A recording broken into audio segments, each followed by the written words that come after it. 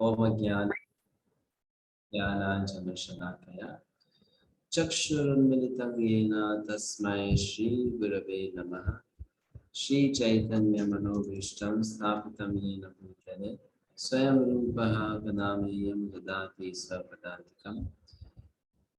वन्देऽहं श्रीगुरो श्रीयुतापदकमलं श्रीगुरुवैष्णवांश्च श्रीरूपं साधुजातं सहगणा रघुनाथान्वितं तं सजीवम् साद्वैतं सावधूतं परिजनसहितं कृष्णचैतन्यदेवं श्रीराधा कृष्णपादान् सहगणा ललिता श्रीविशाखान्वितांश्च नमो विष्णुपादाय कृष्णपृष्ठाय भूतले श्रीमते भक्तिवेदान्तस्वामिनिति नामिने नमस्ते सारस्वते देवे गौरवाणी प्रचारिणे निर्विशेष शून्यवादी पाश्चात्य देशतारिणे नमो महावदन्याय कृष्ण प्रेम प्रदायते कृष्णाय कृष्ण चैतन्य नामिने नमः।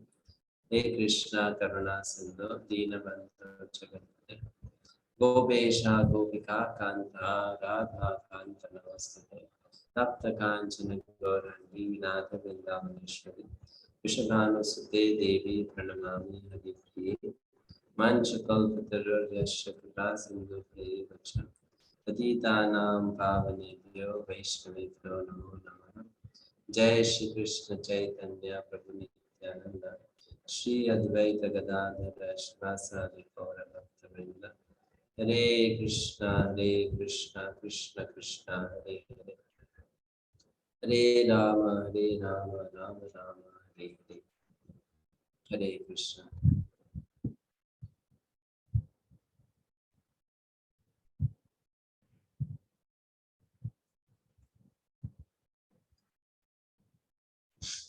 शीर्षोपनिषद मंत्र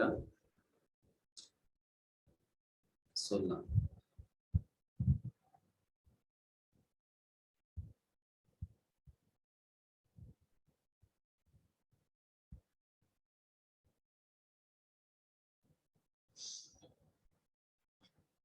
पूषन् एकर्षयं सूर्य प्राजपत्य व्यूरश्मिन् समूह तेजो यत्ते रूपं कल्याणतमं तत् पश्यामि योऽसावसौ पुरुषः सोऽहमस्मि।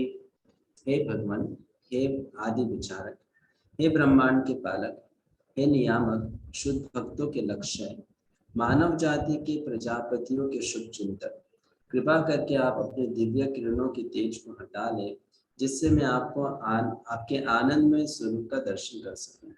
जिस प्रकार सूर्य और सूर्य की किरणें होती हैं उसी प्रकार आप परमेश्वर हैं और मैं एक तुच्छ जीव हूँ। तात्पर्य, सूर्य तथा उसकी किरणें गुण की दृष्टि से समान है, इसी प्रकार भगवान तथा जीव भी गुण में एक समान है। सूर्य एक है लेकिन सूर्य की किरणें के अणु असंख्य है। सूर्य की किरणें सूर्य के अंश हैं और सूर्य तथा उसकी किरणें मिलकर पूर्ण सूर्य की रचना करती है। सूर्य के ही भीतर सूर्यदेव का निवास है। उसी तरह परम आध्यात्मिक लोग गोलोक वृंदावन के भीतर जिससे ब्रह्म ज्योति का तेज उद्भूत होता है भगवान अपनी सनातन लीलाओं का आनंद देते हैं जिसकी पुष्टि ब्रह्म संहिता में होती है। चिंतामणि प्रकर सत्म शुकल्प वृक्ष लक्षावितेश सुरभीर विपालयन्तम् लक्ष्मी सहस्त्र शतशं ब्रह्म सेव्यमानम् गोविंदमादि पुरुषं तमहं भजामि। मैं उन आदि भगवान प्रथम जनक गोविंद की पूजा करता हूँ जो चिंतामणि से पूरित तथा लाखों कल्प वृक्षों से घिरे हुए धामों में सुरभि गाय चराते हैं। वे सदैव लाखों लक्ष्मियों द्वारा अत्यंत आदर तथा प्रेम से सेवित हैं। ब्रह्म ज्योति का वर्णन भी ब्रह्म संहिता में मिलता है जहाँ ये कहा गया है कि परम आध्यात्मिक लोग गोलोक वृंदावन से निकलने वाली ब्रह्म ज्योति की किरणें सूर्य लोक से निकलने वाली सूर्य की किरणों की तरह होती है। जब तक कोई ब्रह्म ज्योति की चकाचौंध को पार नहीं कर लेता तब तक उसे भगवान के धाम की कोई जानकारी प्राप्त नहीं हो पाती। निर्विशेषवादी दार्शनिक ब्रह्म ज्योति की जगमगाहट से अंधे होकर न तो भगवान के वास्तविक धाम की न ही उनके दिव्य स्वरूप की अनुभूति कर पाते हैं। ऐसे निर्विशेषवादी अपने अल्प ज्ञान के कारण भगवान कृष्ण के परम आनंदमय दिव्य स्वरूप को समझ नहीं पाते। कृष्ण के परम आनंदमय दिव्य स्वरूप को समझ नहीं पाते। अतएव श्री उपनिषद की इस प्रार्थना में भगवान से याचना की गई है कि वे ब्रह्म ज्योति की तेजोमय किरणें हटा लें, जिससे कि शुद्ध भक्त उनके परम आनंदमय दिव्य स्वरूप का दर्शन कर सके। तो पिछले मंत्र में भी लगभग ऐसी ही प्रार्थना हुई थी और इस मंत्र में भी यही प्रार्थना हुई कि भगवान अपने सुंदर स्वरूप को हमें दिखलाए, हम उनके सुंदर रूप को देख पाए, जो कि ब्रह्म ज्योति के प्रकाश के परे है। सेम प्रार्थना यहाँ हो रही है, प्रभुपाद जी उसी को विस्तार से बता रहे हैं। निर्विशेष ब्रह्म ज्योति की अनुभूति होने से मनुष्य को भगवान के कल्याणकारी स्वरूप का अनुभव होता है और परमात्मा की अथवा भगवान के सर्वव्यापक गुण की अनुभूति होने से उसे इससे भी अधिक कल्याणकारी अनुभव होता है। लेकिन साक्षात भगवान से आमने सामने भेंट करके भक्त को भगवान के सर्वाधिक कल्याणकारी स्वरूप की अनुभूति होती है। चूंकि उन्हें आदि विचारक तथा ब्रह्मांड के पालक एवं शुद्ध चिंतक के रूप में संबोधित किया गया है, अतएव परम सत्य निराकार नहीं हो सकता। यह श्री उपनिषद का निर्णय है। पूषण शब्द पालन करता विशेष रूप से महत्वपूर्ण है, क्योंकि यद्यपि भगवान सभी जीवों का पालन करते हैं, लेकिन वे अपने भक्तों का विशेष रूप से पालन करते हैं। निर्विशेष ब्रह्म ज्योति को पार कर लेने और भगवान के परमात्मा स्वरूप का एवं उनके सर्वाधिक कल्याणकारी सनातन स्वरूप का दर्शन कर लेने के बाद भक्त को परम सत्य की पूर्ण रूपेण अनुभूति हो जाती है। श्री अजीत गोस्वामी अपने पुस्तक भगवत संदर्भ में कहते हैं, पूर्ण पुरुषोत्तम भगवान में परम सत्य की पूर्ण अवधारणा की अनुभूति होती है, क्योंकि वे सर्वशक्तिमान हैं और समस्त दिव्य शक्तियों से युक्त है। चूंकि ब्रह्म ज्योति में परम सत्य की पूर्ण शक्ति की अनुभूति नहीं हो पाती, अतएव ब्रह्म साक्षात्कार पूर्ण पुरुषोत्तम भगवान का केवल आंशिक साक्षात्कार है। हे विद्वान ऋषियों, भगवान शब्द के प्रथम अक्षर भ के दो अर्थ हैं। पहला जो पूरी तरह भरण करता है और दूसरा अभिभावक। दूसरे अक्षर ग का अर्थ है पथ प्रदर्शक या सृष्टा। वान का अर्थ है उनमें सभी जीव निवास करते हैं और वे भी सब में हैं। कहने का तात्पर्य यह है कि दिव्य शब्द भगवान अनंत ज्ञान, सामर्थ्य, शक्ति, ऐश्वर्य, बल तथा प्रभाव को बताता है, जिसमें लेश मात्र भी भौतिक दोष नहीं होता। भगवान अपने अनन्य भक्तों का पूरी तरह पालन करते हैं और भक्ति की पराकाष्ठा के मार्ग पर उन्हें क्रमशः अग्रसर होने के लिए मार्गदर्शन करते हैं। वे अपने भक्तों के नायक के रूप में अंततोगत्वा उन्हीं को अपने आप को सौंप करके उनकी भक्ति में सेवा की समस्त आकांक्षाओं को पूरा करते हैं। भगवत भक्त भगवान की अहेतु की कृपा से भगवान का साक्षात दर्शन करते हैं और इस तरह भगवान अपने भक्तों को सर्वोच्च आध्यात्मिक लोक गोलोक वृंदावन पहुंचने में सहायक बनते हैं। सृष्टा होने के कारण वे अपने भक्तों को वे समस्त योग्यताएं प्रदान कर सकते हैं, जिससे वे अंततः उनके पास पहुंच सके। भगवान समस्त कारणों के कारण है। दूसरे शब्दों में, चूंकि उनका कोई कारण नहीं है, अतः वे ही आदि कारण है। परिणाम स्वरूप वे अपनी अंतरंग शक्ति के संसर्ग से आनंद का आस्वादन करते हैं। बहिरंग शक्ति पूरी तरह से उनके द्वारा प्रकट नहीं की जाती, क्योंकि वे अपना पुरुषों के रूप में विस्तार करते हैं और इन्हीं विस्तारों द्वारा वे भौतिक जगत का पालन करते हैं। ऐसे विस्तारों के द्वारा वे भौतिक जगत का सृजन, पालन तथा संहार करते हैं। सारे जीव भी भगवान के ही विभिन्न अंश हैं और चूंकि इनमें से कुछ स्वामी बनना तथा परमेश्वर की नकल करना चाहते हैं, अतः वे उन्हें इस भौतिक सृष्टि में प्रवेश करने की अनुमति इस छूट के साथ देते हैं कि वे प्रकृति के ऊपर प्रभुत्व जमाने की अपनी प्रवृत्ति का पूर्ण उपयोग कर लें। भगवान के अंश रूप जीवों की उपस्थिति संपूर्ण व्यवहार जगत क्रिया प्रतिक्रिया से आलोकित हो जाता है। इस तरह जीवों को भौतिक प्रकृति पर प्रभुत्व जमाने की पूरी सुविधाएं प्रदान की जाती है, लेकिन परम नियंता तो अपने स्वांश परमात्मा रूप में, जो पुरुषों में से एक है, स्वयं भगवान ही है। इस प्रकार जीव तथा नियामक भगवान में जमीन आसमान का अंतर है। परमात्मा नियंता है और आत्मा नियंत्रित है, अतः वे विभिन्न स्तर पर है। क्योंकि परमात्मा आत्मा से पूर्ण सहयोग करते हैं, अतः वे जीव का चिर संगी माने जाते हैं। भगवान का सर्वव्यापी पहलू ब्रह्म कहा जाता है, जो सोने, जगने तथा संभावित क्रियात्मक स्थितियों में विद्यमान है, तथा जिससे बद्ध एवं मुक्त जीव के रूप में जीव शक्ति उत्पन्न होती है। चूंकि भगवान परमात्मा तथा ब्रह्म दोनों के ही मूल स्रोत हैं, अतः वे समस्त जीवों तथा अन्य जो कुछ विद्यमान है उन सब के स्रोत हैं। जो ये जान जाता है वह तुरंत भगवान की भक्ति में सेवा में लग जाता है।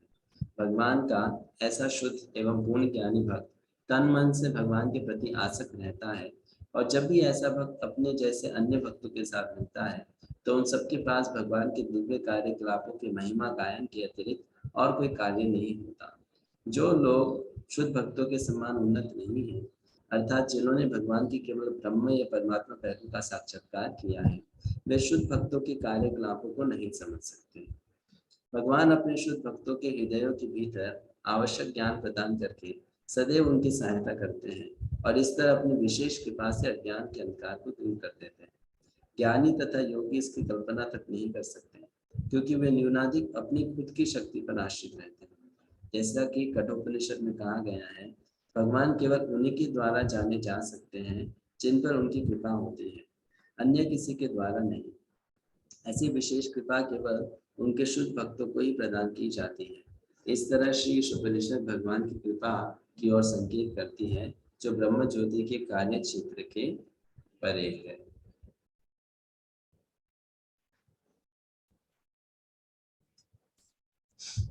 नेक्स्ट मंत्र, मंत्र 17। वायुरनिलम् अमृतं मथेदं भस्मान्तं शरीरम्।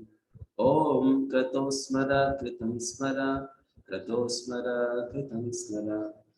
इस क्षणभंगुर शरीर को भस्म हो जाने दे और प्राण वायु को वायु के पूर्ण कोश में विलय हो जाने दे। अब हे भगवान, मेरे समस्त यज्ञों का स्मरण करके करे, और चूंकि आप चरम भोक्ता हैं, अतः मैंने आपके लिए जो कुछ किया है उसे स्मरण करें। ये प्रार्थना किस समय के लिए, किस समय हो रही है? जब एक भक्त अपने शरीर को छोड़ रहा है, उस समय की प्रार्थना है, जब वो मृत्यु को प्राप्त कर रहा है। कोई पढ़िए आप में से। हरे कृष्णा जी। यह क्षर भंगुर शरीर निश्चय ही पराया वस्त्र है। भगवद गीता अध्याय 2:20 में स्पष्ट कहा गया है कि इस भौतिक शरीर के नष्ट हो जाने पर जीवात्मा नष्ट नहीं होता, न ही वह अपनी पहचान खो देता है। जीवात्मा का रूप कभी निराकार या निर्विशेष नहीं होता। प्रत्युत जो भौतिक वेश है वह आकारहीन होता है, और वह अविनाशी व्यक्ति के रूप के अनुसार आकार ग्रहण करता है। कोई भी जीव मूलतः निराकार नहीं है, जैसा कि कम बुद्धि वाले लोग गलती से मानते हैं। यह मंत्र इस तथ्य की पुष्टि करता है कि भौतिक शरीर के विनष्ट होने के बाद भी जीव का अस्तित्व बना रहता है। इस भौतिक जगत में भौतिक प्रकृति जीवों को उनकी इंद्रिय तृप्ति की प्रवृत्तियों के अनुसार विभिन्न प्रकार के शरीर प्रदान करके उद्भुत कार्यशीलता का प्रदर्शन करती है। जो जीव मल का स्वाद लेना चाहता है उसे ऐसा शरीर प्रदान किया जाता है जो मल खाने के लिए सर्वथा उपयुक्त हो, जैसा कि शूकर का शरीर। इसी तरह जो दूसरे पशुओं का मांस खाना और रक्त पीना चाहता है उसे उपयुक्त दांतों और पंजों से युक्त बाघ का शरीर प्रदान किया जाता है। किंतु मनुष्य ना ही मांस खाने के निमित्त बना है, ना ही वह मल का स्वाद लेना चाहता है, चाहे वह निपट आदिम अवस्था में ही क्यों न हो। मनुष्य के दांत इस तरह बनाए गए हैं कि वे फल तथा शाक को काटकर चबा सके। यद्यपि उसे 2 कुकरा कुकर दांत प्रदान की गई है, जिससे आदमी अवस्था के मनुष्य यदि चाहे तो मांस खा सके। किंतु कुछ भी हो, समस्त पशुओं तथा मनुष्यों के भौतिक शरीर जीव के लिए अस्वाभाविक है। वे जीव की इंद्रिय तृप्ति की इच्छा के अनुसार बदलते रहते हैं। विकास क्रम के चक्र में जीव एक शरीर बदलकर दूसरा शरीर ग्रहण करता है।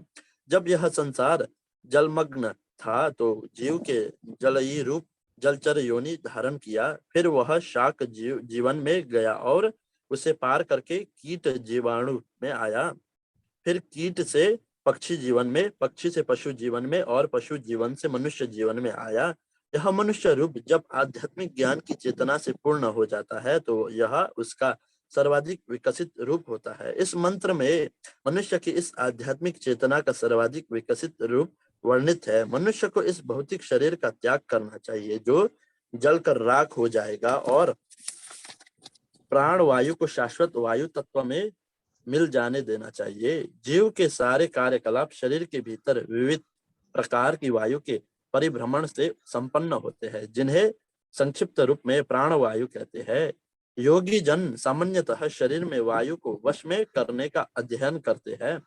आत्मा को एक वायु चक्र से उठकर एक अन्य वायु चक्र तक उठाना होता है, जब तक कि वह सर्वोच्च चक्र ब्रह्मरंध्र में ही नहीं पहुंच जाता। इस बंधु से पूर्ण योगी अपने आप को अन्य किसी इच्छित लोक तक ले जा सकता है।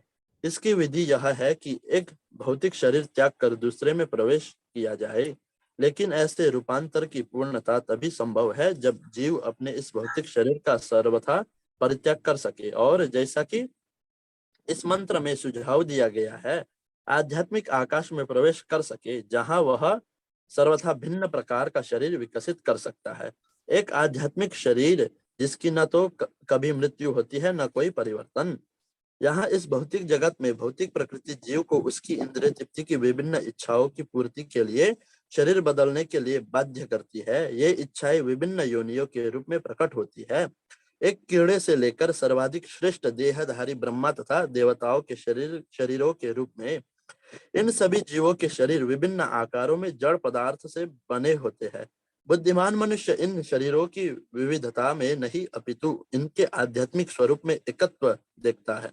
वह आध्यात्मिक सपुलिंग जो परमेश्वर का अंश है एक ही है, चाहे वह शुक्र के शरीर में हो या देवता के शरीर में। जीव अपने पाप तथा पुण्य कर्मों के अनुसार विभिन्न शरीर धारण करता है।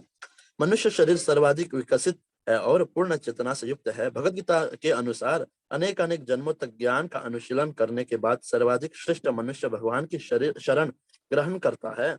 ज्ञान का अनुशीलन अपनी पूर्णता को तब प्राप्त होता है जब ज्ञाता परमेश्वर वासुदेव की शरण ग्रहण करता है। अन्यथा अपने आध्यात्मिक स्वरूप का ज्ञान प्राप्त कर लेने पर भी यदि वह यह नहीं जान पाता कि सारे जीव उन पूर्ण के शाश्वत अंश है और वे स्वयं कभी भी पूर्ण नहीं बन सकते, तो उसका इस भौतिक संसार में पुनः पतन होता है। उसे सचमुच गिरना ही पड़ेगा, भले ही वह ब्रह्म ज्योति से एकाकार क्यों न हो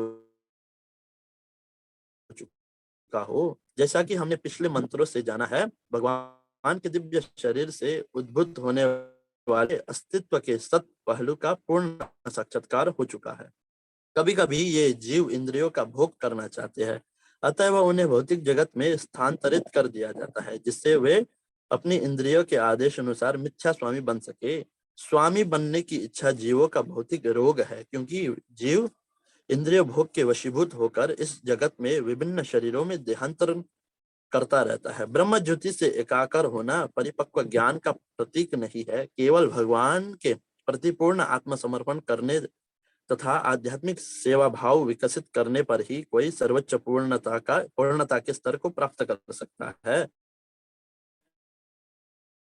इस मंत्र में जीव अपने भौतिक शरीर तथा भौतिक वायु को त्याग कर ईश्वर के आध्यात्मिक साम्राज्य में प्रवेश करने के लिए प्रार्थना करता है। भक्त भगवान से प्रार्थना करता है कि वे उसके उन कार्यकलापों तथा यज्ञों को समर्पण करे जिन्हें उसने अपने भौतिक शरीर के भस्म होने के पूर्व संपन्न किया था।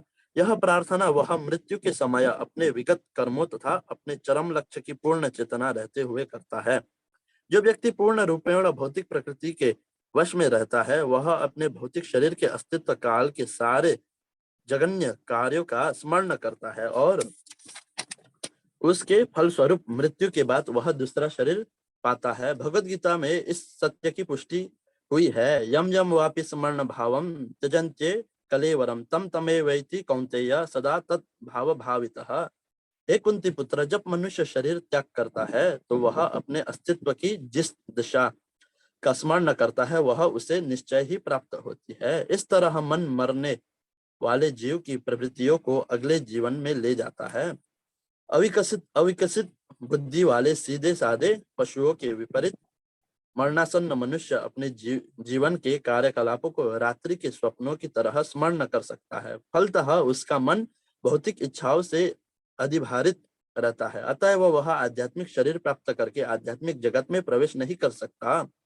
किंतु भक्तगण भगत भक्ति के अभ्यास से ईश्वर के प्रति प्रेम भाव विकसित कर लेते हैं। यदि भक्त को अपनी मृत्यु के समय ईश्वर की सेवा का स्मरण नहीं भी हो पाता तो भी भगवान उसे नहीं भूलते। यह प्रार्थना भगवान को भक्त के यज्ञों का स्मरण कराने के लिए की जाती है। किंतु यदि इस प्रकार से स्मरण न भी कराए जाए तो भी भगवान अपने शुद्ध भक्त द्वारा की गई भक्तिमय सेवा को नहीं भूलते। भगवान ने भगवत गीता में अपने भक्तों के साथ अपने घनिष्ठ संबंध का स्पष्ट वर्णन किया है। यदि कोई अत्यधिक घृणित कर्म भी करे किंतु यदि वह भक्तिमय सेवा में प्रवृत्त रहे तो भी वे उसे साधु सदृश माना जाना चाहिए, क्योंकि वह अपने संकल्प में ठीक तरह दृढ़ बना हुआ है। वह तुरंत सदाचारी बन जाता है और चिर शांति प्राप्त करता है। हे कुंती पुत्र, निर्भीक होकर घोषित कर दो कि मेरा भक्त कभी नष्ट नहीं होता। हे पार्थ, जो मेरी शरण में आते हैं, चाहे वे निम्न जन्मा स्त्री, वैश्य तथा शूद्र श्रमिक क्यों न हो, वे परम गंतव्य को प्राप्त कर सकते हैं। फिर पुण्यात्मा ब्राह्मणों, भक्तों तथा राजर्षियों के विषय में क्या कहना। इसलिए इस दुखमय नश्वर संसार में आने के पश्चात तुम मेरी प्रेममयी सेवा में लगे रहो। अपना मन सदैव मेरे चिंतन में लगाओ, मेरे भक्त बनो, मुझे नमस्कार करो और मेरी पूजा करो। इस प्रकार मुझ में पूर्णतया लीन रहने पर तुम निश्चित रूप से मेरे पास आओगे। श्रील भक्तिविनोद ठाकुर इन श्लोकों की व्याख्या इस प्रकार करते हैं। मनुष्य को कृष्ण के भक्तों को संतों के सही मार्ग पर स्थित समझना चाहिए। भले ही ऐसा भक्त सुदुराचार अर्थात दुष्चरित्र वाला क्यों न प्रतीत होता हो, मनुष्य को चाहिए कि दुष्चरित्र का सही अर्थ ठीक से समझे। बद्ध जीव को दो प्रकार के कार्य करने होते हैं, एक तो शरीर के पालन के लिए तथा दूसरे आत्म साक्षात्कार के लिए।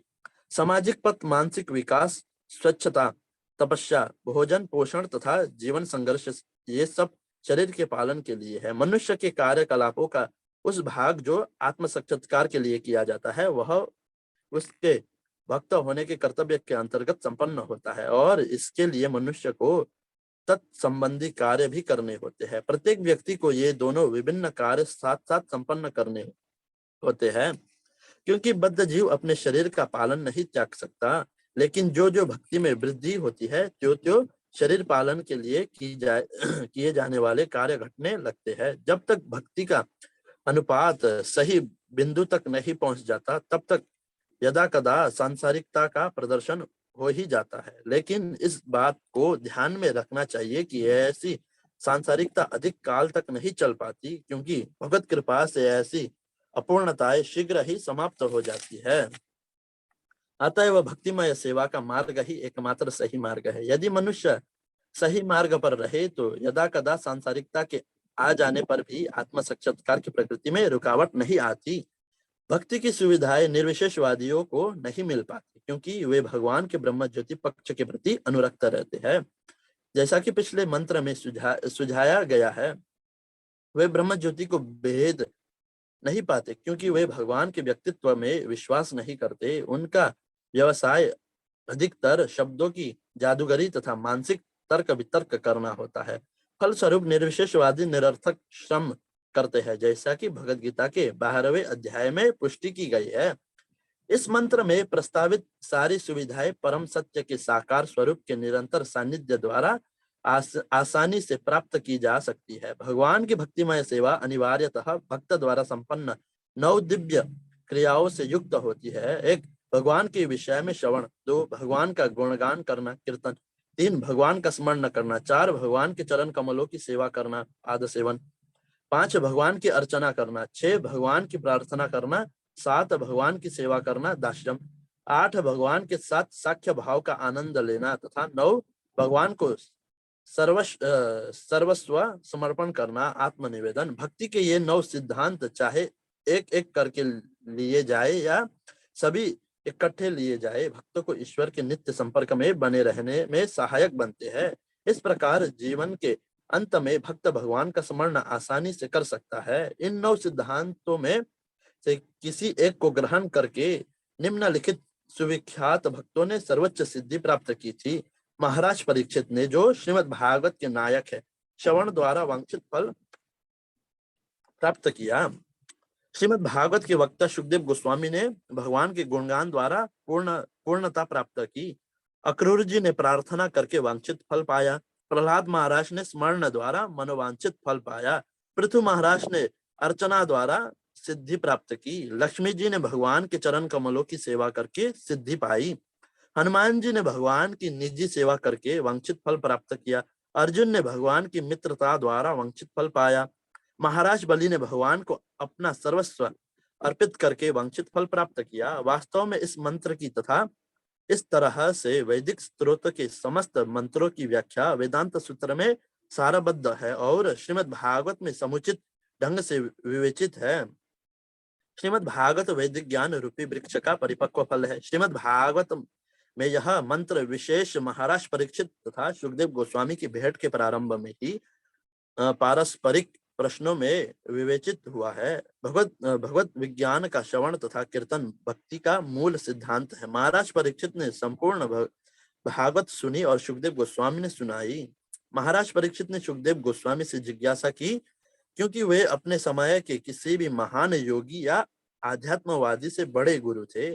महाराज परीक्षित का मुख्य प्रश्न था प्रत्येक मनुष्य का विशेषतया मृत्यु के समय क्या कर्तव्य है। सुखदेव गोस्वामी ने इसका उत्तर इन शब्दों में दिया, तस्मात् भारत सर्वात्मा भगवान ईश्वरो हरि श्रोतव्य कीर्तितव्यश्च समर्तव्यश्च चेच्छा ताभयम्।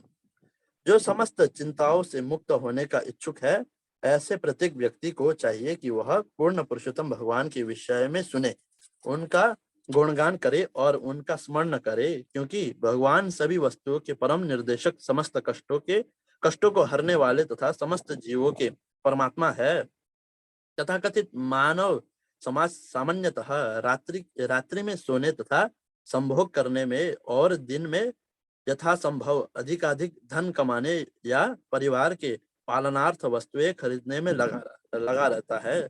लोगों के पास पूर्ण पुरुषोत्तम भगवान के विषय में बातें करने या उनके विषय में जिज्ञासा करने के लिए बहुत कम समय रहता है।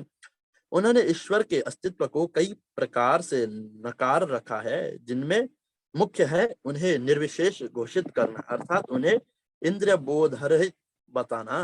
किंतु वैदिक साहित्य में चाहे वह उपनिषद, वेदांत सूत्र हो या भगवद गीता तथा श्रीमद् भागवत हो, यह घोषित किया गया है कि भगवान सचेतन है और अन्य सभी जीवों से श्रेष्ठ है। उनकी महिमामय लीलाएं उनसे अभिन्न है। अतएव मनुष्य को संसारी राजनीतिज्ञों एवं समाज के तथाकथित बड़े बड़े लोगों के अनुचित कार्यों के बारे में सुनने तथा बोलने में लिप्त नहीं होना चाहिए, अपितु जीवन को इस तरह ढालना चाहिए कि एक पल भी व्यर्थ गंवाए बिना वह दैवी कार्यकलापों में लगा रह सके। श्री ईशोपनिषद हमें ऐसे दैवी कार्यकलापों की ओर निर्देशित करता है। यदि कोई भक्ति का अभ्यस्त नहीं हो जाता तो वह मृत्यु के समय क्या स्मरण कर पाएगा, जब शरीर छिन्न भिन्न हुआ रहता है, और वह किस तरह परम शक्तिशाली भगवान से अपने योग्य का स्मरण करने के लिए प्रार्थना कर सकेगा।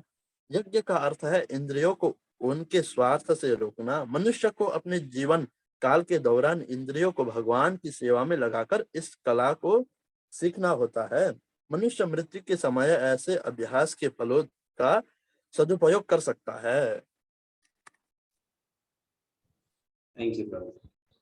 तो यहाँ पर प्रभा जी एक बात लिखते हैं जो सबसे इम्पोर्टेंट है। वो कहते हैं कि एक भक्त यदि अंतिम समय में कृष्ण गीता में कहे अंत काले च मामेव स्मरण मुक्त्वा कलेवरम यह प्रयाति समद्भावं याति नास्ति अत्र संशयः। कोई अंत काल में मुझे अगर स्मरण करता है तो वो मेरे पास लौट कर आता है।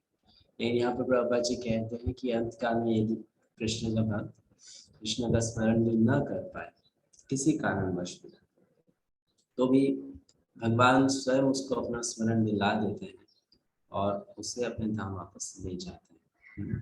लेकिन ये कब होता है? ये तब होता है जब उस व्यक्ति ने पूरे जीवन भगवान की भक्ति में सेवा की और भगवान का स्मरण करने का अभ्यास किया, प्रयास किया, तो उस व्यक्ति को भगवान ये एक्स्ट्रा बेनिफिट प्रदान करते हैं कि अंत काल में अगर वो उनका स्मरण भी ना कर पाए तो भी कृष्ण स्वयं उसको अपने पास नहीं चाहते। ये भक्ति के मार्ग की विशेषता है कि इस मार्ग में भगवान द्वारा हमारी सहायता होती है तो हम माया के ऊपर बहुत आसानी से जीत प्राप्त कर लेते हैं। दूसरे अन्य मार्गों में ये स्पेशल बेनिफिट प्रदान नहीं होता आध्यात्मिकवादियों को। ठीक है, अब नेक्स्ट मंत्र पे जाएंगे, लास्ट मंत्र, मंत्र 18। अग्ने नय सुपताराय अस्मान् विश्वानि देव वयुनानि विद्वान् योद्धयस्यम् अजुराणमेनो भूयाष्टांगते नमोक्तिं विधेम। हे अग्नि के समान शक्तिशाली भगवान, हे सर्वशक्तिमान, अब मैं आपके चरणों में दंडवत प्रणाम करता हूँ। हे भगवान, आप अपने तक पहुँचने के लिए मुझे सही मार्ग पर ले चले, और चूंकि आप मेरे द्वारा भूतकाल में किया गया सब कुछ जानते हैं, अतएव मुझे विगत पापों के फलों से मुक्त कर दें, जिससे मेरी प्रगति में कोई अवरोध न आए। तात्पर्य, कोई और पढ़ना चाहता है? हरे कृष्णा। पढ़िए मंत्र। भगवान की शरण ग्रहण करने तथा उनकी अहेतु की कृपा के लिए प्रार्थना करने से भक्त पूर्ण आत्मा साक्षात्कार के पथ पर प्रगति कर सकता है। भगवान को अग्नि के रूप में संबोधित किया गया है क्योंकि वे किसी भी वस्तु को भस्म कर सकते हैं जिसमें शरणागत व्यक्ति के भी सम्मिलित है। जैसा कि पिछले मंत्रों में वर्णन हुए, उन परम का वास्तविक या चरम स्वरूप पूर्ण पुरुषोत्तम भगवान का है और उनकी निर्विशेष ब्रह्म ज्योति उनके मुख के ऊपर का दीप्तिमान आवरण है। इस प्रयास में आत्म साक्षात्कार का कर्मकांड से निम्न है। ऐसे कर्म वेदों की विधि विधानों से देश मात्र में विचलित होकर विकर्म में परिणत हो जाते हैं, अर्थात ऐसे कर्म जो कर्ता के हित में नहीं होते। ऐसे विकर्म भ्रमित जीव द्वारा मात्र इंद्रिय तृप्ति के लिए किए जाते हैं, अतएव ऐसे कर्म आत्म साक्षात्कार के मार्ग में बाधक बनते हैं। आत्म साक्षात्कार मनुष्य योनि में ही संभव है, अन्य रूपों में नहीं। कुल मिलाकर 84 लाख योनियां या प्राणियों के रूप है, जिनमें से ब्राह्मण संस्कृति से युक्त मानव शरीर ही आध्यात्म ज्ञान प्राप्त करने का एकमात्र अवसर प्रदान करता है। ब्राह्मण संस्कृति में सत्य, इंद्रिय संयम, सहिष्णुता, सरल पूर्ण ज्ञान तथा ईश्वर में पूर्ण श्रद्धा सम्मिलित है। ऐसा नहीं है कि कोई केवल अपने उच्च कुल का गर्व करे। जिस प्रकार किसी बड़े आदमी का पुत्र होने से बड़ा आदमी बनने का एक अवसर मिलता है, उसी प्रकार ब्राह्मण का पुत्र होना ब्राह्मण बनने का एक सुअवसर है। किंतु ऐसा जन्म का सब कुछ नहीं होता है, क्योंकि मनुष्य को तब भी अपने लिए ब्राह्मण की योग्यताएं प्राप्त करनी होती है। क्योंकि मनुष्य ब्राह्मण का पुत्र होने के कारण अपने जन्म पर गर्व करता है, किंतु वास्तविक ब्राह्मण के गुणों को प्राप्त करने की उपेक्षा करता है, क्योंकि वह विभक्त हो जाता है और आत्मा साक्षात्कार के मार्ग से पतित हो जाता है। इस प्रकार मनुष्य के रूप में उसका जीवन उद्देश्य विफल हो जाता है। भगवद गीता के 6 अध्याय 41-42 में हमें भगवान आश्वस्त करते हैं कि आत्मा साक्षात्कार के पद से पतित अर्थात योग भ्रष्ट आत्माओं को या तो अच्छे ब्राह्मण परिवार में या धनी परिवार व्यापारियों के परिवार में जन्म लेकर अपना सुधार करने का अवसर प्रदान किया जाता है। ऐसे जन्मों से आत्मा साक्षात्कार के उच्च अवसर प्रदान किए जाते हैं। यही मोहवश इन अवसरों का दुरुपयोग किया जाता है तो मनुष्य परम शक्तिमान भगवान द्वारा प्रदत्त मानव जीवन के सुनहरे अवसर को खो देता है। विधि विधान ऐसे है कि जो इनका पालन करता है वह सकाम कर्मों के स्तर से उन्नति कर दिव्य ज्ञान के स्तर को प्राप्त करता है। अनेक जन्मों तक दिव्य ज्ञान का अनुशीलन कर लेने पर जब मनुष्य भगवान की शरण ग्रहण करता है तभी वह पूर्ण बनता है।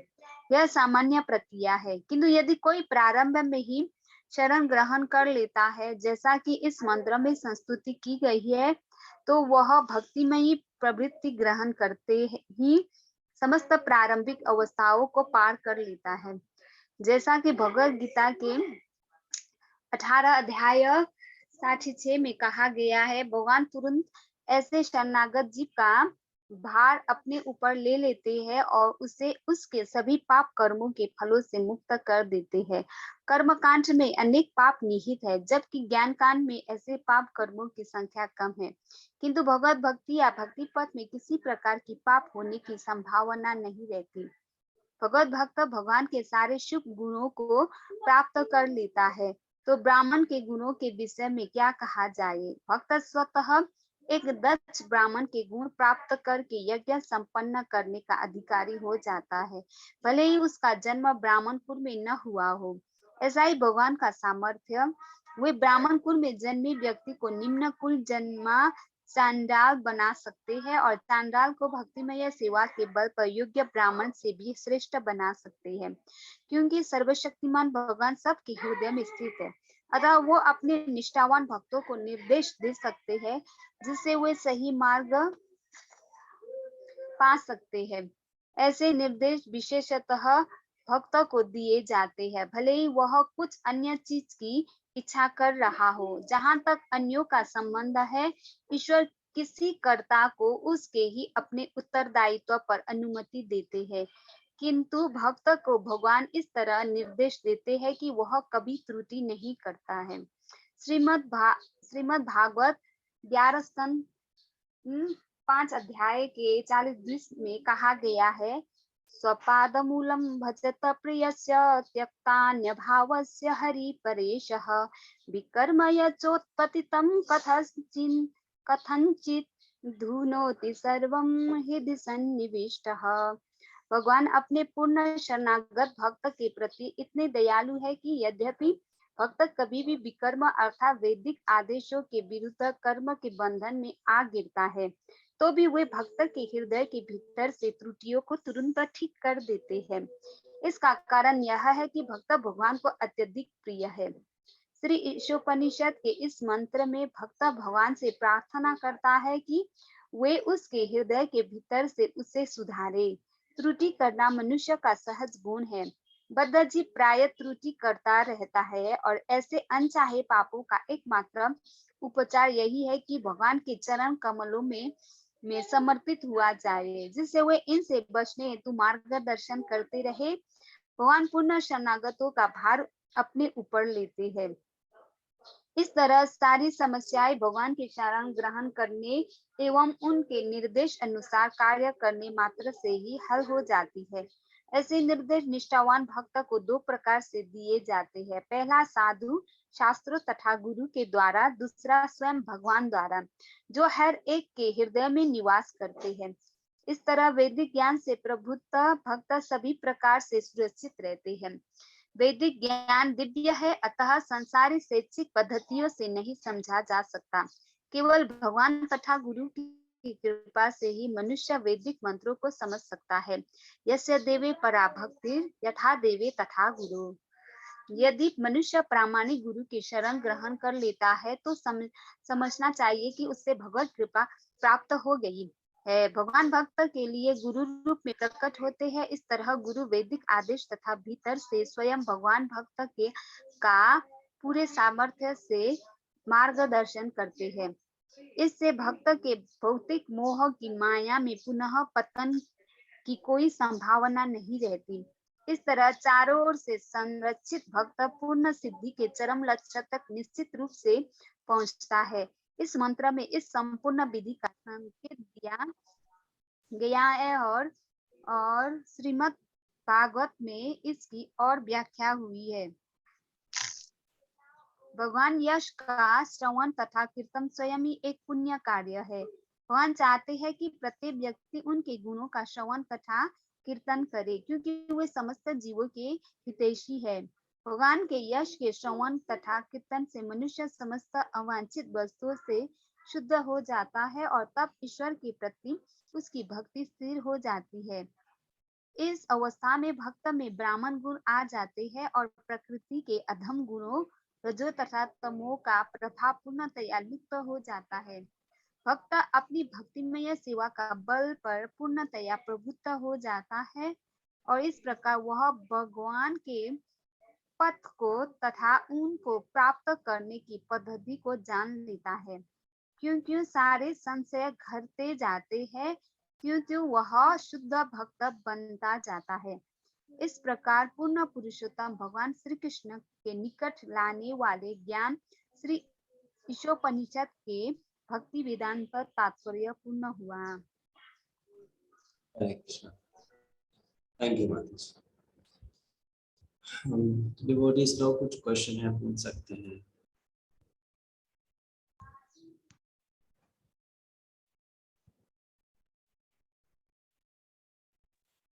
हरे कृष्णा प्रभु जी, दंडवत प्रणाम।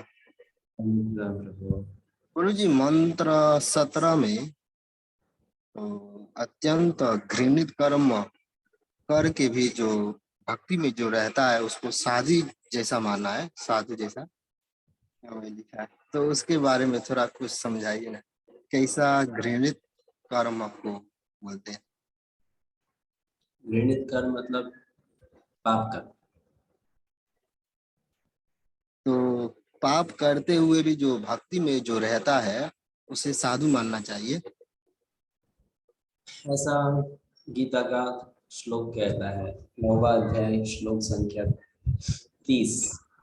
अभिचेत सुदुराचारो वचता, ये श्लोक कहता है अभिचेत सुदुराचार, कि कोई अगर सुदुराचारी है, भजता माम अनन्य भाग साधुरेव समन्तव्य सम्यक व्यवसितो हि सदा, कि कोई अगर बहुत घृणित कार्य करता है लेकिन अगर वो भगवान की भक्ति में सेवा में जुड़ा हुआ है तो उसे साधु समझना चाहिए। किस प्रकार से कि वो घृणित कार्य उससे हमेशा नहीं होता है, उससे वो एक्सीडेंटली अचानक से कभी कभी हो जाता है। तो वो उसके पूर्व जन्मों के बुरे संस्कारों के कारण हो सकता है कि उसने कुछ गलत अकस्मात रूप से कर दिया, लेकिन वो करने के बाद में उसको बहुत पछतावा होता है और वो दोबारा उस कार्य को नहीं करना चाहता है और वो भगवान की भक्ति में लगा रहता है। तो फिर वैसा व्यक्ति को साधु ही समझना चाहिए। जैसे कि कोई व्यक्ति अगर फिसल के गिर गया लेकिन तुरंत वो उठ खड़ा हुआ, तो आप उसको गिरा हुआ नहीं मानोगे, है ना। लेकिन अगर वो गिरा का गिरा रह जाएगा तब आप कहोगे यार ये तो गिर गया, फिर उठ नहीं पाए।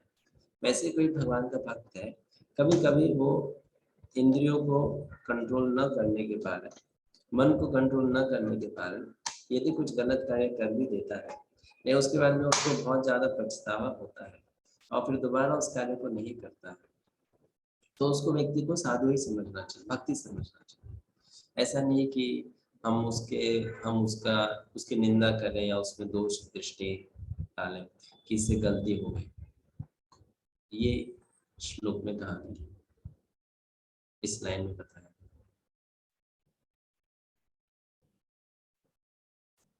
जी प्रभु समझ में आया?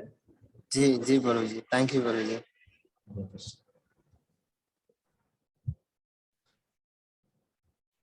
और किसी को कुछ पूछना?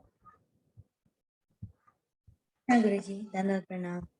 गुरु गुरु जी, जो आंसर द क्वेश्चन में ना वो मंत्रा 1 से लिखने को कहा है भागवत कम्युनिज्म, उसका आंसर नहीं मिला गुरु जी मंत्रा 1 में।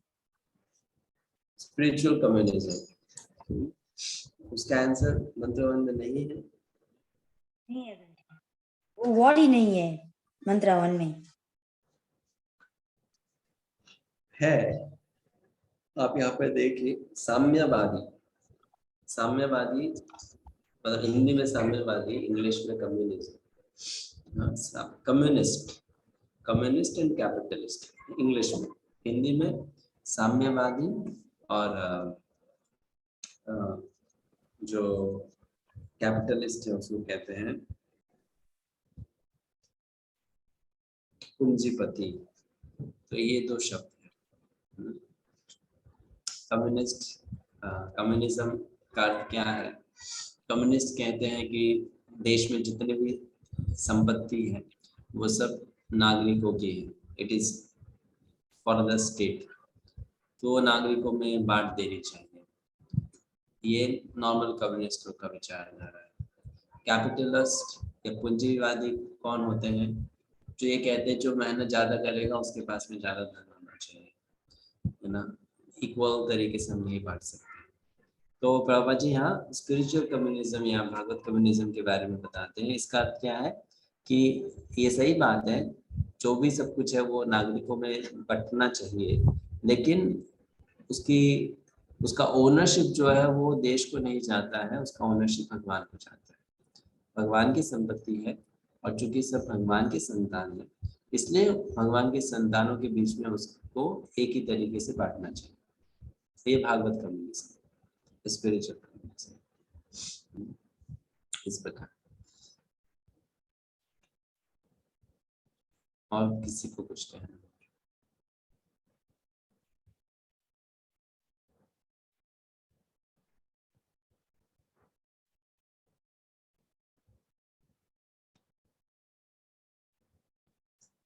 हरे कृष्णा प्रभु जी, धन्यवाद, प्रणाम। मंत्र 5 का क्वेश्चन 11 में अंतर्यामी का अर्थ करके अच्छे पढ़ के दिखा दो। अंतर्यामी का अर्थ है तो बहुत बड़ा है, तो उसको सब लिखना कि अंतर्यामी का अर्थ बहुत बड़ा है जी, बहुत ज्यादा लिख के रखा है। डायरेक्ट उसका अर्थ है जो है ऐसे नहीं दिखाई पड़ रहा। नहीं, अंतर्यामी का अर्थ होता है जो सब जगह होने के कारण सब कुछ जानते हैं, उनको अंतर्यामी कहते हैं। जी जी जी, और उतना आंसर देने से हो गया। उतना आंसर देने से हो गया नहीं होगा, वो एक्चुअली डिपेंड करता है कि क्वेश्चन कितने मार्क्स का आया है। अगर क्वेश्चन आपका है 2 मार्क्स का तो ठीक है, अगर क्वेश्चन है 5 मार्क्स का तो फिर तो लंबा लिखना ही पड़ेगा। जी जी जी हम्म, जी जी जी, ठीक है। ठीक है प्रभु। हरे कृष्णा।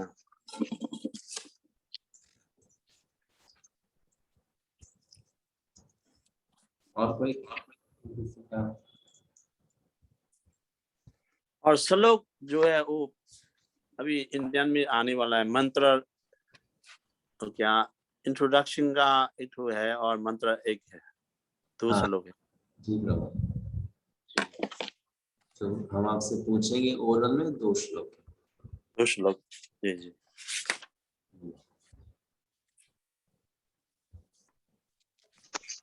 हरे कृष्णा प्रभु जी। हरे कृष्णा। वो ऐसे में ना प्रश्न 3 में जो भगवान की व्यक्तिगत स्वरूप को स्थापित कीजिए, ये वो थोड़ा एक्सप्लेन कीजिए ना प्रश्न 3। कौन से मंत्र में बताया आपने? ओपन ऐसे में जो प्रश्न 3 में श्री ईशोपनिषद के श्लोकों तात्पर्य उपमाओं श्री प्रभुपाद के ईशोपनिषद प्रवचनों से समुचित प्रमाण देकर अपने शब्दों में भगवान के व्यक्तिगत स्वरूप को स्थापित कीजिए। व्यक्तिगत स्वरूप को स्थापित करना है मतलब ये प्रूफ करना है कि भगवान एक व्यक्ति है ना। आपको ये प्रूफ करना है, आपको ये समझाना है कि भगवान एक व्यक्ति है। तो अब ये समझ में आया आपको, भगवान एक व्यक्ति है ये बताना है, ठीक है। तो अब प्रभुपाद जी को बताना है। क्या कहा आपने? साकार रूप को, वो निराकार नहीं साकार रूप को बताना है, साकार है ना। भगवान एक व्यक्ति है, उनका एक साकार रूप है, ये बताना है। तो विषय में बहुत बताए हैं, पूरी बुक में आपको इतना कुछ मिल जाएगा इस सब्जेक्ट का।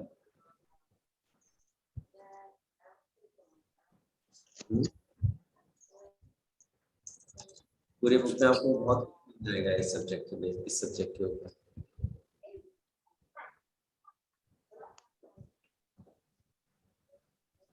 हरे कृष्णा प्रभु जी।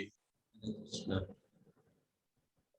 प्रभु वो भगवान कहता है नदिया में गंगा सब कुछ भगवान होता है ना प्रभु। सब कुछ भगवान ने आता है, हृदय में भी भगवान कृष्णा है, कृष्णा ही किया है बोलता है ना प्रभु। तो साइंस में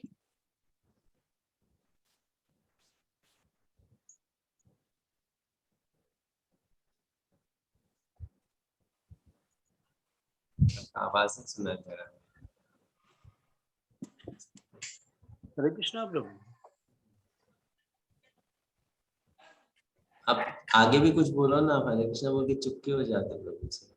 जी वो क्या के नदियों में गंगा है, फिर क्यारी क्यारी भगवान कृष्णा, सब भगवान कृष्णा करता है ना प्रभु, कार्य सब कुछ भगवान रचाया ना ब्रह्मांड को। भगवान, हाँ ये बोलिए भगवान ने सृष्टि को रचा है, ठीक है आगे। जी तो कलयुग में साइंस फेसबुक पेज उधर में भी भगवान हो सकता है क्या? किसमें?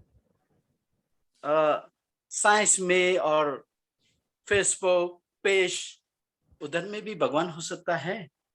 भगवान सब जगह है प्रभु जी। इसका मतलब क्या है भगवान सब जगह है? इसका मतलब ये नहीं कि फेसबुक भगवान है और व्हाट्सएप भगवान है।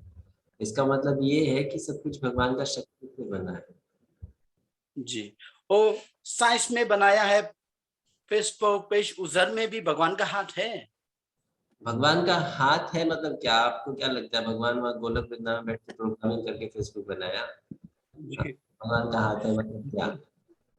जी जी भगवान का नहीं, क्या?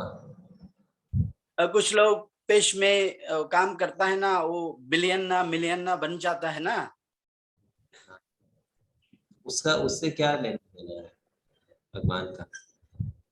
जी भगवान ने बोला है तो उधर में वो गीता में बोला ना प्रभु, वो गीता सब में बोला वो छोड़िए, आप आपका क्वेश्चन क्या है ये बताइए। गीता में कृष्ण ने ये थोड़ी ना बोला कि सब कुछ मैंने किया, ऐसा बोला? आप बोल रहे सब कुछ भगवान ने किया, जी कहाँ बोला गीता में? मैं पूछ रहा हूँ कि प्रभु इस साइंस में कलयुग में किधर प्रकट हो रहा है, ऐसा पूछा था जी।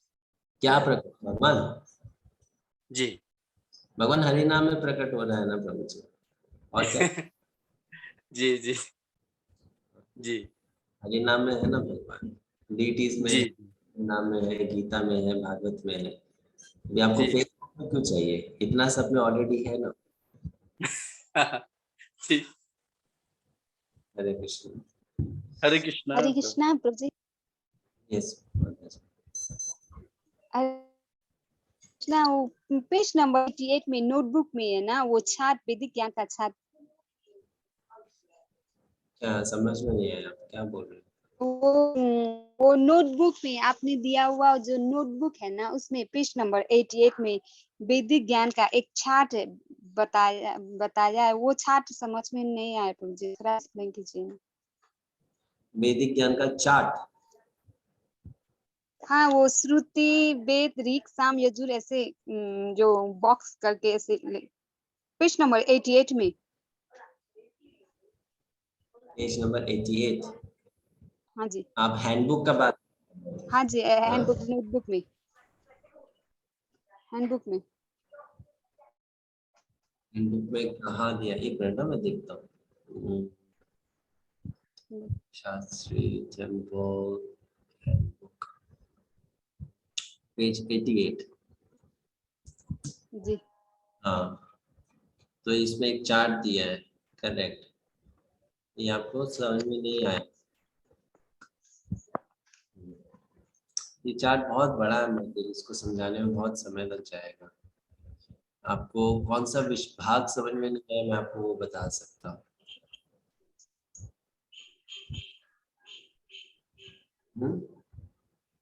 आपको कौन सा पार्ट समझ में नहीं आया? वो व्यवस्थित क्रम का विकास बताया ना। व्यवस्थित क्रम का विकास, अच्छा। तो ये मैंने आपको, अच्छा ठीक है, आप लोग को मैंने एक ग्रुप पर एक YouTube वीडियो का लिंक भेजा था, आपने देखा था? शायद नहीं देखा होगा। तो उसमें मैंने इसको एक्सप्लेन किया था। अभी आपने जो क्वेश्चन पूछा है ना, तो मैंने आप लोगों को कहा था आप उस वीडियो को देखिए, उपनिषद के बारे में मैंने उस वीडियो में बताया है। तो उसमें मैंने ये चार्ट को एक्सप्लेन किया है, माता व्यवस्थित क्रम का विकास ग्रेजुअली, कैसे संहिता से ब्राह्मण, ब्राह्मण से आरण्यक और उससे उपनिषद। तो वो लिंक मैं आपको दोबारा भेजता हूँ, प्लीज उसको देखिए। वो उसमें जी बहुत कुछ मैंने उपनिषद के बारे में आप लोगों को बताया है, और उसमें प्रेजेंटेशन भी है, पीपीटी भी है। तो पीपीटी के साथ मैंने उसको एक्सप्लेन किया। और पूरा वीडियो आपको नहीं देखना है, आपको वीडियो का केवल कुछ भाग देखना है। मैंने मैसेज में वो सब भी डाला था। तो मैं आपको दोबारा लिंक भेज दूंगा, ठीक है? जी। ओके।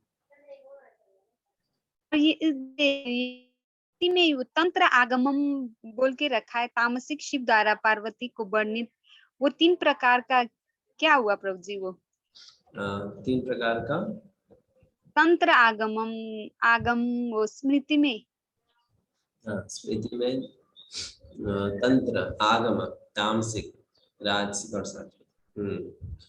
तो तंत्र तंत्र शास्त्र उसे कहते हैं, 3 चीज होता है, यंत्र मंत्र तंत्र। यंत्र मंत्र और तंत्र। जैसे कि हम चैंटिंग करते हैं हरे कृष्ण महामंत्र का, तो हरे कृष्ण महामंत्र मंत्र हो गया। उसमें यंत्र क्या है? जपमाला यंत्र है। यंत्र मतलब आप जिसके द्वारा, जिसकी सहायता से करते हैं, तो यंत्र को मशीन भी कहते हैं। तो चैंटिंग करते समय यंत्र क्या है? जपमाला यंत्र है। मंत्र हरे कृष्ण महामंत्र। और तंत्र मतलब वो पूरा प्रोसेस, पूरा साइंस, उसको कहते हैं तंत्र। तो भगवान जो आध्यात्मिक ज्ञान वेदों में दिए हैं, उसको सरल बनाने के लिए, ताकि लोग उसको अपने जीवन में अप्लाई कर सके, तंत्र शास्त्र होता है।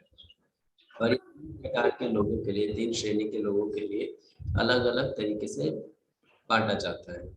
जो लोग तामसिक होते हैं उनके लिए तामसिक तंत्र शास्त्र, जो राजसिक होते हैं उनके लिए राजसिक तंत्र शास्त्र, जो सात्विक होते हैं उनके लिए सात्विक तंत्र शास्त्र। जैसे कि यहाँ पर आप देखोगे, सात्विक है वैष्णव आगम पांचरात्र और ब्रह्म संहिता, ये तंत्र शास्त्र है ना, जो हम लोग जिस चीज को फॉलो करते हैं। फिर तामसिक और राजसिक तंत्र शास्त्र दूसरे हैं, जिसको हम टच भी नहीं करते, जिसको हम फॉलो नहीं करते। वो उन लोगों के लिए होता है जो तमोगुण और रजोगुण से प्रभावित होते हैं। उनके लिए कैसे वो आध्यात्मिक जीवन में उन्नति कर सकते हैं, वो उन ग्रंथों में बताया जाता है, उन स्क्रिप्चर से बताया जाता है। ठीक है माता जी? जी। और वो पंचम वेद, वो पुराण पंचम वेद और इतिहास में क्या फर्क है प्रभु जी? वो पंचम वेद पुराण जी, ये वो बाजू में ही दिया है। पंचम वेद मतलब 4 वेद तो होते ही है, लेकिन पुराणों को, इतिहासों को 5वां वेद कहा जाता है। इसलिए बस पंचम मतलब 5वां, तो उसको 5वां वेद कहते हैं। किसको? पुराण को और इतिहास को। इतिहास में महाभारत, रामायण और जो काव्य होते हैं, महान बड़ी बड़ी कहानियां होती हैं, उसको इतिहास कहा जाता है। और पुराण आपको पता ही है, अलग अलग प्रकार के पुराण होते हैं।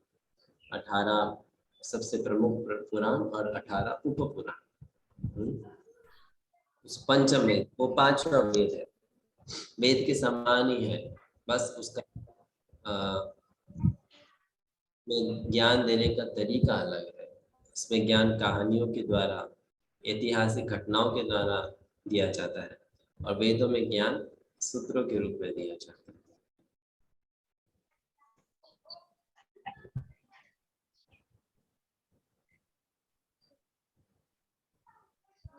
ओके।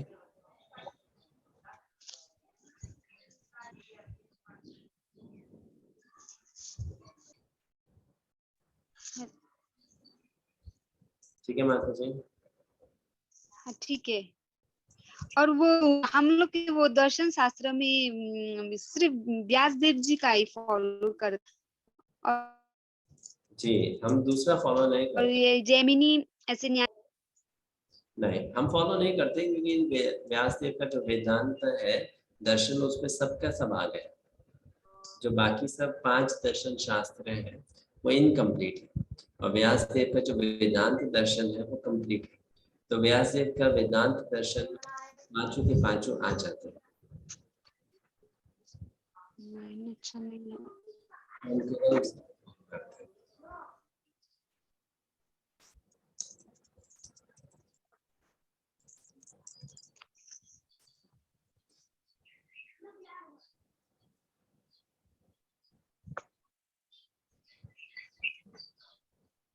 ठीक है प्रभु जी।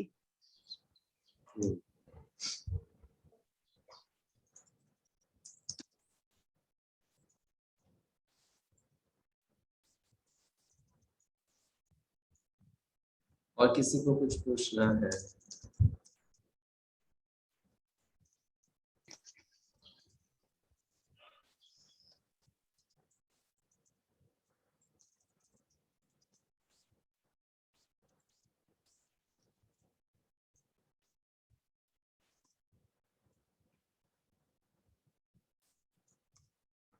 नहीं? तो आप लोग अभी अटेंडेंस दीजिए।